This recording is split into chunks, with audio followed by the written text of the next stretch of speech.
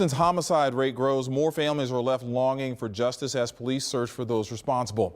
Thank you for joining us. I'm Keith Garvin. And I'm Lauren Freeman. The rise in homicides is something that KPRC2 has been tracking closely. As of today, the number is up 10% from this time last year. And it is part of a bigger trend because it's up 36% from 2 years ago.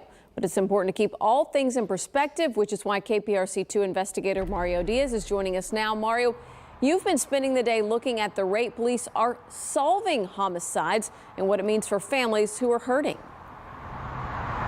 Well, it means for the families, Lauren, is that they actually get some form of closure if their loved one's homicide is solved. They can get justice. But where I stand right now is where HPD overnight was at, working another homicide. And as I indicated just moments ago, for families, whether it's in a situation like this one or elsewhere, they simply want closure.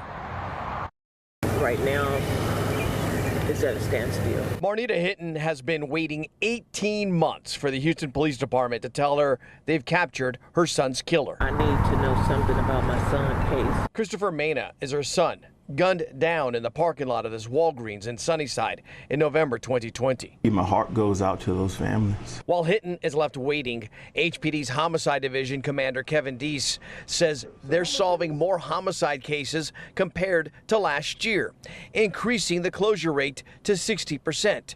Deese also says that in 80% of homicide cases, HPD has identified a suspect. I understand their frustration.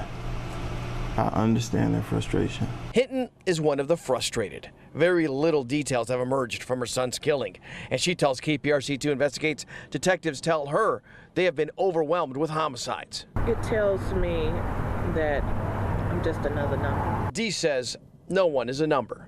He reminds himself of it every day. I have an elaborate system of Post-it notes that I keep under my monitors that have family members and cases on there that have called that I personally reach out to.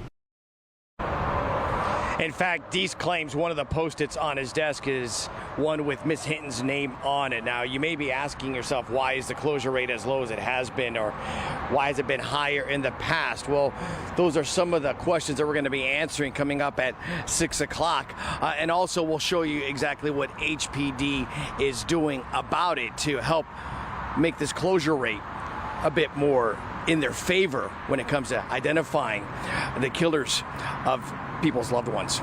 Live along the Gulf Freeway, Mario Diaz, KPRC2 investigates.